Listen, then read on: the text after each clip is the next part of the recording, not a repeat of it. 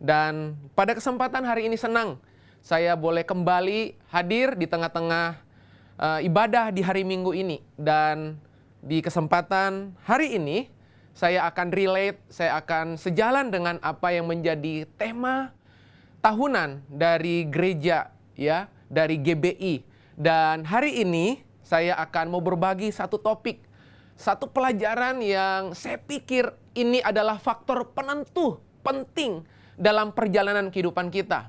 Bahkan Alkitab yang kita baca, yang kita pelajari pernah secara tegas, pernah secara jelas menunjukkan bahwa apa yang akan kita bahas hari ini adalah langkah awal yang akan mengantar Anda kepada berkat yang penuh.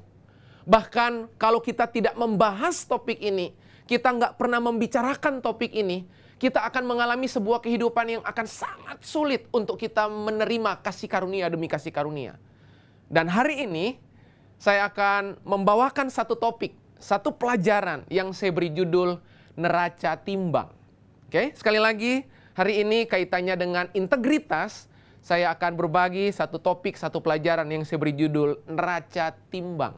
Ya, dan selalu kalau Anda belajar Alkitab, neraca timbang Tuhan selalu pada integritas Anda. Selalu pada, sekali lagi, integritas Anda. Yang ditimbang Tuhan pertama kali bukanlah karunia kita. Yang ditimbang Tuhan pertama kali bukanlah pengetahuan kita. Yang ditimbang Tuhan pertama kali bukan kebisaannya Anda dan saya. Yang ditimbang Tuhan pertama kali bukanlah kemampuan kita. Yang ditimbang Tuhan pertama kali bukan kesanggupan kita. Yang ditimbang Tuhan pertama kali bukanlah karisma kita. Tapi yang ditimbang Tuhan pertama kali adalah integritas kita. Nah, ini menarik yang kita akan sama-sama pelajari di kesempatan hari ini. Dan saya mencatat, saya akan sampaikan kepada Anda semua di kesempatan hari ini bahwa buat Tuhan, saya akan bacakan buat Anda, buat Tuhan apapun yang Anda punya, tapi kalau Anda nggak punya integritas, Anda nggak akan pernah berdiri kokoh. Percayalah, apapun dalam kehidupan ini yang kita punya, kita miliki, nggak akan punya kekuatan untuk berdiri kokoh kalau Anda dan saya nggak punya integritas. Dan kita akan sama-sama belajar hari ini tentang neraca timbang. Dan ada beberapa ayat yang saya akan tunjukkan kepada Bapak Ibu, ya. Dan percayalah, kalau Anda punya integritas, Anda punya kualitas integritas, kualitas akan cenderung memasarkan dirinya sendiri. Saya ulang, ya, kualitas akan cenderung memasarkan dirinya sendiri. Kalau Anda punya kualitas integritas, Anda nggak perlu berusaha pasarkan bisnis Anda. Kalau Anda punya kualitas integritas secara pribadi, secara personal, kualitas tidak akan pernah berupaya, berusaha memasarkan dirinya sendiri. Sebab orang yang punya integritas, saya percaya akan cenderung sekali lagi memasarkan dirinya sendiri. Seluruh upaya-upaya Anda dalam kehidupan ini akan berakhir hancur, akan berakhir kacau kalau kemudian apapun yang Anda tawarkan, apapun yang Anda hadirkan tanpa sebuah integritas. Makanya sekali lagi, Tuhan yang kita sembah itu selalu menakar. Tuhan yang kita sembah itu selalu memberikan neraca timbang, selalu pada area kedalaman. Tuhan nggak pernah, integritas itu nggak pernah di area permukaan. Ya, integritas itu nggak pernah di area kosmetik. Makanya coba lihat orang yang punya perilaku palsu akan punya integritas palsu. Nah, hari ini sekali lagi kita akan sama-sama melihat. Dan kalau Anda hari ini jualan integritas, saya pastikan kalau Anda jualan integritas, kalau integritas itu adalah sebuah produk, maka yang terjadi, ya, produk itu akan laku terjual. Kenapa? Karena hari ini integritas jadi barang yang sulit dicari. Karena sulit dicari, saya berdoa, hari ini mari kita membangun kehidupan yang punya integritas. Nah, saya melihat ada beberapa definisi yang penting waktu saya merenungkan tentang integritas. Dan tahukah Anda bahwa seringkali noda-noda dalam kehidupan kita biasanya bukan urusannya dengan karisma. Noda-noda dalam kehidupan kita seringkali tidak ada urusannya dengan sebuah karisma. Tetapi noda-noda dalam noda-noda dalam kehidupan kita seringkali berurusan dengan karakter kita. Oke, nah hari ini saya akan mengantar Bapak Ibu perlahan-lahan dan mungkin di beberapa menit ke depan jadi sebuah pesan yang cenderung gak nyaman, cenderung yang mengganggu hati kita. Tapi percayalah, integritas itu perlu dibangun dalam keseharian kita. Dan saya pastikan, sebab firman Tuhan janji, waktu Anda membangun kehidupan yang penuh integritas, Alkitab bilang begini, promosi akan datang dalam kehidupan Anda. Kalau Anda membangun sebuah kehidupan yang penuh integritas, makanya Alkitab berkata begini, Anda akan menerima banyak kasih karunia, bahkan Tuhan hanya akan memberkati orang-orang yang hidup dalam integritas. Kita akan lihat bersama-sama, Bapak Ibu, ya. Sebelum saya menunjukkan beberapa ayat, saya tertarik sekali untuk membawa Anda melihat apa definisi sebuah integritas. Nah, saya mengutip kata integritas dari Wikipedia. Kalau Anda melihat definisi integritas menurut Wikipedia itu uraiannya banyak, uraiannya panjang. Tapi saya pilih beberapa kata penting yang menurut saya ini penting untuk Anda dan saya bisa pelajari bersama-sama. Integritas dituliskan di situ adalah kejujuran dan motivasi tulus. Kejujuran dan memiliki motivasi yang tulus dengan hati yang bening atas tindakan-tindakan. Menarik sekali Bapak Ibu yang dikasihi Tuhan. Sekali lagi, integritas adalah kejujuran dan motivasi tulus. Hati yang bening atas tindakan-tindakan. Waktu saya membaca definisi ini, yang tergambar di benak saya seperti halnya Anda melihat sebuah kaca. Kaca itu apa yang Anda lihat di dalam dengan yang di luar itu sama. Ya, Anda nggak mungkin berkaca kalau satu hari nanti Anda berkaca, apa yang Anda lihat di depan kaca, kalau itu cermin, itu adalah apa yang menjadi diri Anda sesungguhnya. Kalau kemudian kaca itu tembus pandang, Anda datang ke sebuah tempat, sebuah mall. Dari luar Anda melihat ke dalam, dan dari dalam Anda melihat keluar, itu sama persis. Itulah integritas. Integritas itu antara apa yang di luar dengan apa yang di dalam. Itu sama. Nah, makanya hari ini kita akan sekali lagi melihat beberapa ayat penting. Dan saya dengan cepat akan menunjukkan kepada Bapak Ibu, apa jadinya kalau kita nggak punya integritas.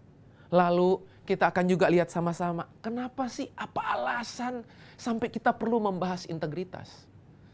Oke, nah selain definisi tadi, Bapak Ibu, Saudara yang dikasihi Tuhan, integritas bukan cuma sekedar kejujuran dan motivasi yang tulus, hati yang bening atas tindakan-tindakan kita. Tapi integritas pula punya arti keutuhan. Oke? Integritas itu punya arti utuh. Tahu arti utuh? Utuh sederhana. Utuh itu apa yang di dalam dengan apa yang nampak. Itu sama. Apa yang di dalam dengan apa yang di luar. Itu persis sama. Nah, mari kita akan lihat bersama-sama. Ya. Dari tadi kita belum melihat ayat, membuka ayat, udah 10-12 menit ya. Mari kita akan lihat bersama-sama beberapa ayat penting di kesempatan hari ini. Dan saya berdoa, ayat-ayat yang kita akan buka hari ini, ayat-ayat yang kita sama-sama pelajari, akan menolong kehidupan Bapak Ibu. Dan saya berdoa di menit-menit ini nanti, ada sebuah terobosan, ada sebuah lompatan komitmen yang Anda bangun dalam keseharian Anda. Mari kita lihat sama-sama dari kitab Ayub pasal 31. Ayub pasal yang ke-31 ayat ke-6. Saya akan bacakan buat Bapak Ibu yang di rumah bisa membuka Alkitab Anda. Ya, Ayub pasal 31 ayat ke-6. Firman Tuhan menulis, biarlah aku ditimbang di atas neraca yang teliti. Wow, sekali lagi, biarlah aku ditimbang di atas neraca yang teliti. Maka Allah akan mengetahui bahwa aku tidak bersalah. Menarik ayat ini. Sekali lagi saya bacakan. Biarlah aku ditimbang. Dalam kehidupan kita, Anda dan saya, Anda akan selalu ditimbang oleh Tuhan. Dan sekali lagi, Alkitab menulis yang kita baca. Alat timbangnya Tuhan. Neraca timbang Tuhan. Bukan pada penampilan kita, bukan. Karena seringkali penampilan kita suka menipu. Neraca timbang Tuhan sekali lagi bukan pada kemahiran kita berbicara. Ada begitu banyak orang kata-katanya indah tapi nggak seindah hatinya. Neraca timbang Tuhan bukan pada karunia-karunia rohani kita, bukan. Tapi neraca timbang Tuhan sekali lagi Alkitab bilang Tuhan dengan teliti menimbang. Dan yang Tuhan timbang sekali lagi adalah integritas kita. Yang Tuhan timbang adalah apa yang ada di dalam hati kita. Apa yang menjadi motif kita. Hati kita bening gak sih? Apa yang ada di dalam kita sesuai gak sih? Ayat yang berikutnya. Kita lihat lagi, saya mau tunjukkan beberapa ayat. Amsal pasal yang ke-11. Ayat 1, lalu saya lompat ayat ketiga. Amsal pasal 11 ayat 1. Neraca serong adalah kekejian bagi Tuhan. Wow, neraca serong adalah kekejian bagi Tuhan. Tetapi, perhatikan. Tetapi ia berkenan, Alkitab bilang, akan batu timbangan yang tepat. Ya, dan ayat ketiga menulis seperti ini. Saya lompat ayat ketiga. Orang yang jujur dipimpin ketulusannya. Orang yang jujur nggak dipimpin kepada apa yang nampak di luarnya. Orang yang jujur Alkitab bilang dipimpin oleh ketulusannya. Oleh motivasi yang tulus. Hati yang bening yang saya sampaikan di menit awal tadi. Tetapi pengkhianat dirusak oleh kecurangannya. Kalau Anda membaca ayat ini, saya mau bacakan dalam Alkitab terjemahan yang lain. Yang perlu Anda simak dengan baik. Tuhan membenci penipuan dan senang akan kejujuran. Orang baik dipimpin oleh kejujurannya. Orang jahat dibinasakan oleh kecurangannya. Jelas dari ayat ini, kita melihat dengan tepat, dengan baik, bahwa lewat ayat ini jelas Tuhan itu akan melepaskan berkat dalam kehidupan kita, bukan karena hebatnya kita bekerja. Oke? Tuhan akan melepaskan berkat dalam kehidupan kita, bukan semata-mata karena kita punya banyak jaringan bisnis dimanapun. Itu baik. Tapi saya mau kasih tahu buat Anda. Oke? Orang atau Tuhan hanya akan melepaskan berkat dalam kehidupan kita kalau Tuhan dapati motif kita benar, Tuhan dapati kita punya ketulusan, Tuhan dapati integritas dalam kehidupan kita. Satu ketika Bapak Ibu yang dikasihi Tuhan, saya diundang oleh sebuah radio ya untuk melakukan proses wawancara atau sharing gitu ya. Lalu satu ketika ada seorang host bertanya kepada saya, waktu itu Bapak Ibu yang dikasihi Tuhan, topik belajarnya adalah tentang the leadership habit, ya, kebiasaan kepemimpinan. Nah kemudian host tersebut bertanya kepada saya, Pastor Jeffrey, apa yang memperlama atau apa yang membuat kepemimpinan itu jangka panjang? Menarik Bapak Ibu pertanyaannya. Oke, apa faktor utama yang membuat seseorang yang memimpin, ya, durasi waktu kepemimpinannya jangka panjang? Nah, saya mau kasih tahu hari ini, umur kepemimpinan Anda hanya sejauh karakter Anda. Saya ulang baik-baik, dengarkan ini. Umur kepemimpinan Anda hanya sejauh karakter Anda. Makanya Anda seringkali mendengar ya kalimat-kalimat yang biasanya orang berkata, karisma akan bawa Anda cepat naik ke puncak. Tapi yang membuat Anda bertahan di puncak itu adalah karakter Anda. Oke? Karisma akan membuat orang cepat mengenal Anda. Tapi hanya karakter yang akan membuat orang percaya sama Anda. Saya ulang, dengar baik-baik. Karisma akan mempercepat Anda menarik perhatian banyak orang. Karisma akan membuat banyak orang datang berbondong-bondong ingin kenal dengan Anda. Tapi hanya karakter yang akan membuat Anda dipercaya. Mengandalkan karisma saja tidak akan membuat orang percaya kepada Anda. Tapi waktu Anda punya karakter, Anda punya kualitas, integritas, saya yakin orang akan dengan cepat mudah percaya Anda. Makanya Alkitab bilang, bagaimana cara mempercepat, pakai tanda kutip, untuk orang segera percaya sama Anda. Jangan tampilkan pada apa yang menjadi karisma Anda. Jangan tampilkan kepada apa yang Anda miliki dari tampak luar. Tapi pastikan neraca timbang yang Tuhan pakai adalah karakter, kualitas, integritas Anda. Bahkan karisma sekalipun tanpa tanpa karakter. Bakat sekalipun tanpa integritas justru akan menghancurkan kehidupan Anda. Kita udah sering kali melihat banyak kasus kejadian yang terjadi di Republik ini secara khusus. Makanya saya mau kasih tahu, saya challenge, saya tantang hari ini.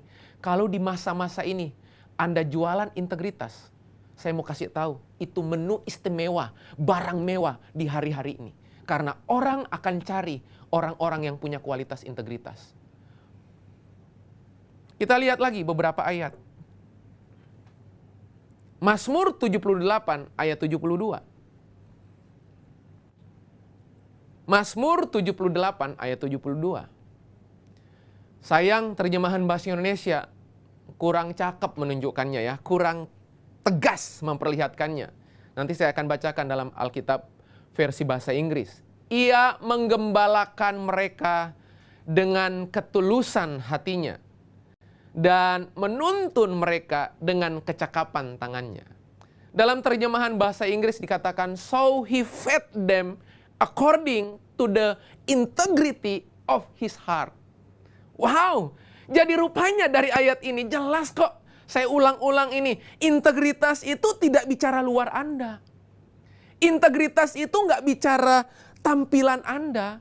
Tapi integritas itu selalu bicara di kedalaman Anda. Sekali lagi, yang Tuhan timbang pertama kali selalu jauh di lubuk hatimu. Selalu jauh di kedalaman hatimu. Makanya integritas itu bukan di permukaan. Integritas itu bukan pada apa yang nampak. Integritas itu bukan wilayah permukaan, sebab integritas itu adalah wilayah kedalaman. Itu integritas. Itu integritas. Dan percayalah, hanya Tuhan yang bisa menimbang perkara di dalam hati. Orang lain nggak tahu. Hanya Tuhan yang paling tahu perkara-perkara yang di dalam. Makanya saya berdoa hari ini. Saya pikir menarik sekali setiap kali kita ditantang untuk menghidupi sebuah nilai, yaitu integritas. Ya, sekali lagi, integritas itu titik awal. Integritas itu tangga pertama untuk Anda dipercaya. Dan setelah Anda dipercaya, lalu kemudian Anda dipercayakan. Oke, saya ulang. Integritas itu titik awal Anda dipercaya. Setelah Anda dipercaya, Anda dipercayakan. Setelah Anda dipercayakan, Anda dipromosikan. Setelah Anda dipromosikan, Anda menerima blessing. Tuh, Anda lihat anak tangganya. Jadi jangan pernah berharap Anda menerima berkat sempurna dalam bisnis Anda. Berkat sempurna dalam pernikahan Anda. Berkat sempurna dalam pelayanan Anda. Kalau Anda nggak terlebih dahulu menapaki anak tangga yang pertama yang namanya integritas. Integritas sekali lagi mengantar Anda naik pada tangga kedua, dipercaya. Setelah Anda dipercaya, Anda naik lagi pada tangga yang ketiga, dipercayakan. Setelah Anda dipercayakan, naik lagi Anda dipromosikan. Dan tahukah Anda, begitu Anda dipromosikan, itu titik berikutnya adalah Anda menerima blessing dari Tuhan. Tahukah Anda? Anak tangga terakhir yaitu berkat selalu dipicu oleh faktor integritas. Sekali lagi, bukan kosmetik yang kita pasang di luar. Bukan. Sebab integritas selalu bukan di wilayah permukaan. Integritas selalu di wilayah kedalaman. Nah, di sisa waktu yang ada 15 menit ke depan, apa alasan kita membahas integritas? Ya.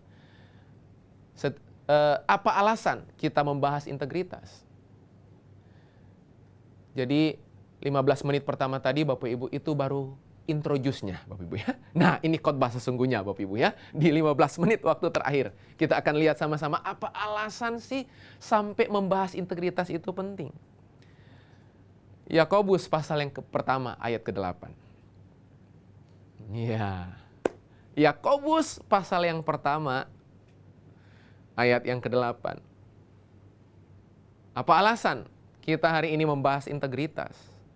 Tahukah saudara, sebelum saya membaca ayat ini, manusia tanpa integritas tidak akan pernah bisa bahagia. Saya ulang. Kelihatannya sekalipun saya nggak melihat ruang Anda mendengarkan firman Tuhan ini, saya yakin ada beberapa orang yang mendengarnya kaget. Ya. Pantas saja. Kenapa segala sesuatu saya upayakan tapi saya nggak bahagia? Sebab manusia tanpa integritas tidak akan pernah bisa bahagia. Tidak akan pernah bisa tenang dalam kehidupannya. Dari mana saya tahu? Yakobus pasal yang pertama ayat ke-8. Saya waktu merenungkan topik integritas, saya pun dibaharui sama Tuhan. Ya, saya pun banyak dikoreksi sama Tuhan. Ya, hari ini di minggu yang keempat di bulan Januari, mari kita bertobat bersama-sama. Ya, taruh hati kita Tuhan. Ya, selidiki hati kita. Tuhan, ubah hati kita. Ayat yang ke-8, sebab orang yang mendua hati. Wow. Ya, arti mendua hati di situ apa? Gak utuh. Ya, arti mendua hati itu berarti gak terfokus, gak utuh gitu ya. Orang yang mendua hati tidak akan tenang dalam hidupnya. Jelas? Coba ya, coba kalau Anda gak punya integritas, saya berani jamin Bapak Ibu, orang yang gak punya integritas itu takut ketahuan. Setuju? Orang yang gak punya integritas itu takut kehidupannya disorot. Orang yang gak punya integritas itu takut kehidupannya dimata-matai. Orang yang gak punya integritas itu takut kehidupannya diawasi. Nah, makanya orang yang gak punya integritas dalam kehidupannya akan selalu gak akan pernah tenang. Akan selalu gak akan pernah bahagia. Coba Anda bayangkan hari ini Anda dan saya itu berjemaat di 3 gereja sekaligus. Coba. Contoh. Anda nggak punya integritas untuk tertanam di sebuah tempat. Ya, hari ini Anda dengarkan A. Hari ini Anda bergereja di gereja A. Ya, GAA. Besoknya GUU. Besoknya lagi GIIA misalnya. Kalau Anda tidak fokus, tidak utuh, mendua, Alkitab bilang Anda nggak akan tenang. Ada banyak hal dalam kehidupan kita. Coba. Suami istri nggak utuh, coba. Dengar baik-baik. Alkitab selalu bilang, kesatuan harus dimulai di jiwamu. Di dalammu, bukan di ragamu. Bukan. Kesatuan itu sesungguhnya, itu titik startnya, titik awalannya. Selalu di jiwa Anda. Selalu di dalam Anda. Bukan di tubuh yang fana ini, bukan. Makanya mencoba membangun kesatuan tubuh saja tanpa kesatuan jiwa, bahkan roh yang berbeda. Pernikahan Anda nggak akan pernah utuh. Suami istri menikah. Satunya utuh, satunya setengah utuh atau 1/4 utuh. Anda bisa bayangkan apa yang terjadi. Ya, cekcok yang awalnya cocok. Cocok yang cekcok. Ya. Kenapa? Karena persoalan keutuhan yang di dalam. Makanya coba lihat, orang yang nggak pernah utuh di dalam nggak akan utuh di luar. Saya ulang, dengar baik-baik. Orang yang nggak pernah utuh di dalam mencoba membangun keutuhan yang ada di luar, nggak akan pernah utuh. Makanya orang yang utuh dengan dirinya sendiri akan utuh dengan orang lain. Itulah integritas. Anda bayangkan di menit-menit ini. Jangan-jangan beberapa waktu belakangan ini atau tahun-tahun belakangan yang melelahkan. Anda nggak pernah mengalami ketenangan dalam hidup. Anda nggak pernah mengalami kebahagiaan dalam hidup. Padahal semuanya Anda udah miliki. Semua Anda dapatkan. Tapi kenapa nggak tenang? Karena Alkitab bilang orang yang mendua hati nggak akan pernah tenang dalam hidupnya. Orang yang nggak punya integritas, nggak pernah punya keutuhan, nggak akan pernah tenang. Dan bisa jadi alasan Tuhan memberkati Anda, kasih karunia jatuh dalam hidup Anda, karena Tuhan selalu mengukurnya. Anda bisa menanggung kepercayaannya apa tidak. Karena pada saat Anda nggak bisa menanggung kepercayaannya, itu jadi faktor utama kenapa Tuhan belum merilis berkat dalam kehidupan Anda. Karena Anda nggak bisa tanggung kepercayaannya, Anda belum jadi pribadi yang penuh integritas. Makanya Bapak Ibu yang dikasihi Tuhan, mari kita saling menjaga. Ya, mari kita saling membangun satu dengan yang lain. Dekat satu dengan yang lain. Mengizinkan orang mengkoreksi kehidupan kita. Mengizinkan otoritas datang dalam kehidupan kita. Ngingatin kita, negur kita. Makanya coba lihat, orang yang suka kehilangan otoritas, orang yang sering kali kehilangan integritas karena orang itu tidak dibawa otoritas. Anda lihat aja. Ya. Saya ulang sekali lagi. Orang yang cenderung kehilangan integritas adalah orang yang seringkali nggak hidup di bawah otoritas. Kenapa? Karena nggak pernah ada yang ngawasi. Nggak pernah ada yang kasih tahu. Nggak pernah ada yang mengingatkan Anda dan saya. Hari ini sekali lagi, mari bangun. Kalau Anda ingin dapatkan hidup yang tenang, Alkitab bilang, ketenangan itu yang pertama hanya di dalam Tuhan. Hanya dekat Allah saja aku tenang. Oke? Tapi yang kedua, membangun ketenangan, kehidupan, kebahagiaan dalam hidup datang dari membangun integritas. Kapan Anda punya integritas? Hidup Anda enteng, Bapak Ibu. Ya? Pada saat Anda punya integritas, kemanapun Anda pergi dan berada, kemanapun Anda hadir, Anda nggak terganggu ke orang awasi Anda. Kenapa? Ya karena Anda punya integritas. Ya, Anda punya, dimanapun ditaruh kamera CCTV, 24 jam, di mana saja. Anda enjoy dengan kamera CCTV. Ya, kenapa? Anda bahkan bisa foto bersama dengan kamera CCTV. Kenapa Bapak Ibu? Karena Anda memiliki integritas dalam kehidupan. Dan lagi-lagi, integritas jadi faktor kunci Tuhan melepaskan banyak hal dalam kehidupan Anda. Kita lihat lagi satu ayat. Mazmur 86 ayat ke-11. Mazmur 86 ayat yang ke-11. Wow. Ayat yang ke-11 dari Mazmur 86 saya bacakan. Tunjukkanlah kepadaku jalanmu. Sering berdoa demikian? Sering ya? Tuhan, tunjukkan jalanmu, tunjukkan kerinduanmu, tunjukkan kehendakmu dalam hidup saya.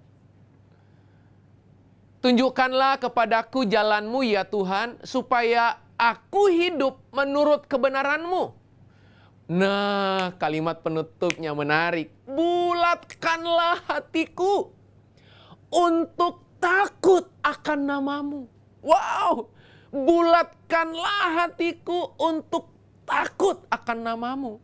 Dalam terjemahan NIV bahasa Inggris menulis begini, give me an undivided heart. Artinya apa? Tuhan, berikan aku hati yang tidak terpecah. Tuhan, berikan aku hati yang utuh di dalam. Karena waktu aku punya hati yang utuh, mudah sekali aku takut sama Tuhan. Wow. Jadi rupanya takut sama Tuhan itu alasan yang kedua. Hanya karena integritas. Berapa banyak orang mengupayakan takut sama Tuhan tanpa integritas? Akan sangat sulit Anda takut sama Tuhan. Ya.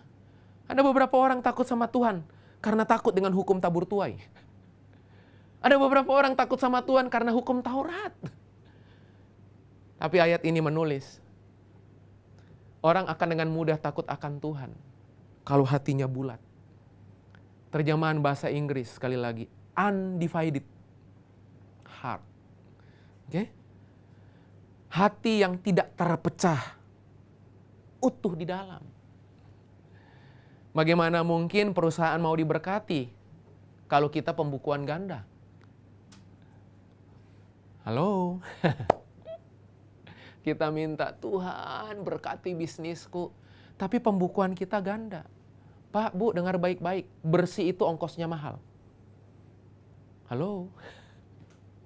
Bersih itu ongkosnya mahal. Anda mau bersihkan diri, ongkosnya mahal, Bapak Ibu. Ya, Anda mesti datang ke sebuah klinik perawatan gitu ya. Ya, sayangnya Anda rawat yang di luar, tapi Anda nggak pernah rawat yang di dalam. Paham Bapak Ibu yang dikasihi Tuhan? Di depan ini saya merasakan banget, ada beberapa dari Anda, Tuhan lagi obrak-abrik batin Anda. Beberapa dari Anda mendengarkan pesan ini, Tuhan lagi bersih tegang dengan Anda. Tapi saya mau kasih tahu, dengar baik-baik, Tuhan sayang kita. Tuhan ingin mencurahkan seluruh berkat-Nya, ingin mencurahkan seluruh anugerah-Nya dalam kehidupan kita. Beberapa dari Anda mendengarkan kebenaran sebagian, namun menolak kebenaran sebagian. Makanya hati kita nggak pernah utuh. Makanya hati kita nggak pernah beres. Sekali lagi, untuk bersih hati kita, ongkosnya mahal. Dan tidak ada satu orang pun yang terlahir di muka bumi ini langsung dipercaya orang lain. Oke? Integritas itu teruji oleh waktu. Oke? Makanya kalau Anda lihat hari-hari ini, ada yang namanya uji fit and proper test. Dan tahukah Anda, sebelum seseorang diuji fit and proper test-nya ke legislatif, wakil rakyat di DPR, selalu ditelusuri banyak hal. Lalu kemudian diuji fit and proper test-nya, lalu diketok keputusannya. Tuhan akan melakukan hal yang sama dalam kehidupan Anda. Dan percayalah, begitu Anda kedapatan punya hati yang bersih, Anda kedapatan punya hati yang benar, Anda kedapatan punya hati yang utuh di dalam, hanya tinggal tunggu waktu. Tuhan akan melepaskan yang terbaik buat kehidupan Anda. Sekali lagi, dua alasan inilah kenapa kita harus membahas integritas. Dua alasan inilah kenapa kita harus terus merenungkan, mengupayakan, menjaga kehidupan kita penuh integritas. Kenapa? Yang pertama, sekali lagi, orang yang tidak punya integritas nggak akan pernah bahagia. Bukankah Anda merindukan kebahagiaan dalam hidup Anda? Oke?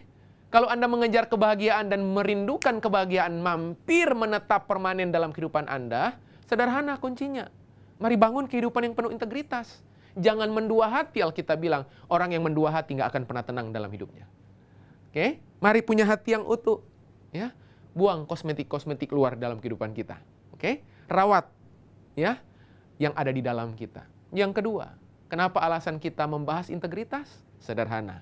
Karena Alkitab bilang, integritas itu akan melahirkan takut akan Tuhan. Jangan berupaya takut Tuhan tanpa integritas. Oke, jangan berupaya takut Tuhan hanya karena kecaman. Jangan pernah takut Tuhan hanya karena punishment. Jangan pernah takut Tuhan hanya karena persoalan hukum Taurat. Tapi takutlah sama Tuhan melalui kehidupan yang penuh integritas. Anda menjadi kaca yang bening, yang orang dari dalam, orang dari luar bisa melihatnya. Yang di luar sama dengan yang di dalam.